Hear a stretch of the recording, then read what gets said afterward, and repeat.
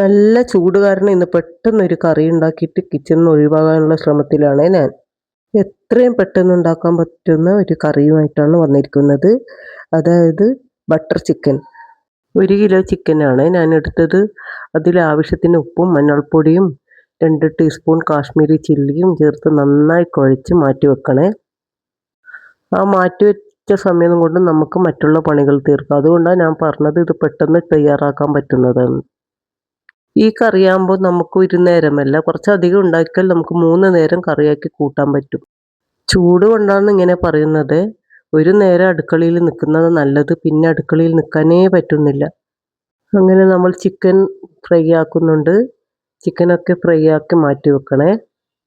Chicken fry ആക്കാൻ ഇട്ട് കൊടുത്താൽ നമുക്ക് എന്താക്കാം, മറ്റുള്ള പണിയിലേക്ക് പോകാം. ഇതിനാവശ്യമായ സാധനങ്ങൾ: 1 സ്പൂൺ സോയാ സോസും കുറച്ച് അണ്ടിപ്പരിപ്പും 3 തക്കാളി, പിന്നെ ഒരു 3 പച്ചമുളക്, ഇഞ്ചി, വെളുത്തുള്ളി. 3 തക്കാളി ഒരു കുക്കറിലേക്ക് ഇട്ട് ആവശ്യത്തിന് വെള്ളം ഒഴിച്ച് നന്നായി വേവിച്ചെടുക്കണേ. ആ കുക്കറിലിട്ട സമയം കൊണ്ട് നമുക്ക് കുതിർത്ത് വെച്ച അണ്ടിപ്പരിപ്പ് നന്നായി അരച്ചിട്ട് മാറ്റി വെക്കാം. എല്ലാം ഓരോന്നായി അങ്ങനെ മാറ്റി മാറ്റി വെച്ചുകൊണ്ടേ ഇരിക്കണേ.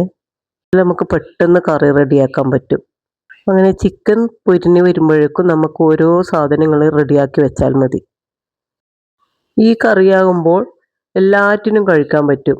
ചപ്പാത്തിൻ്റെ കൂടെയോ പൊറോട്ടൻ്റെ കൂടെയോ നെയ്ച്ചോറായാലോ ഒന്നും കുഴപ്പമില്ല, എല്ലാത്തിനും ചേരുന്ന കറിയാണ് ഇത്. അങ്ങനെ നമ്മളെ തക്കാളിയെല്ലാം വെന്തിട്ടുണ്ട്. അതിൻ്റെ തൊലികൾ തന്നെ നമുക്ക് നന്നായി ഉടച്ചെടുക്കാം. പിന്നെ നന്നായി തണുത്തതിന് ശേഷം മാത്രം മിക്സിയിൽ അരച്ചെടുക്കണേ, നന്നായി അരച്ചെടുക്കണേ. അതും അവിടെ മാറ്റി വെക്കണേ.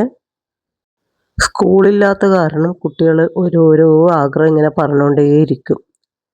അങ്ങനെ നമ്മൾ ചിക്കനെല്ലാം പൊരിച്ച് കോരി വെച്ച് ഒരു പാത്രത്തിലാക്കിയിട്ടുണ്ട്. സ്കൂൾ തുറന്നാൽ പിന്നെ മക്കൾക്ക് നമ്മൾ വിചാരിച്ച പോലെ ടൈം കിട്ടില്ലല്ലോ.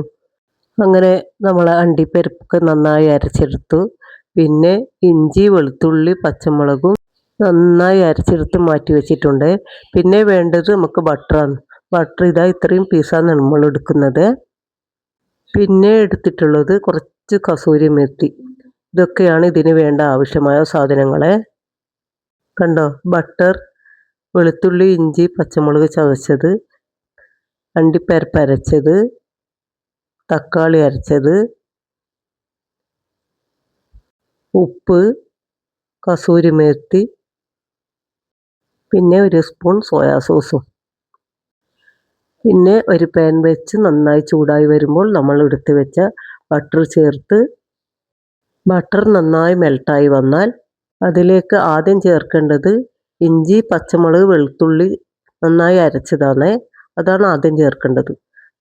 അത് നന്നായി പച്ചമണം മാറി വരുമ്പോൾ തക്കാളി അരച്ചത് കൂടി ചേർത്ത് അതും പച്ചമണം നന്നായി മാറി വരുന്നത് വരെ വഴറ്റിക്കൊണ്ടേയിരിക്കണേ.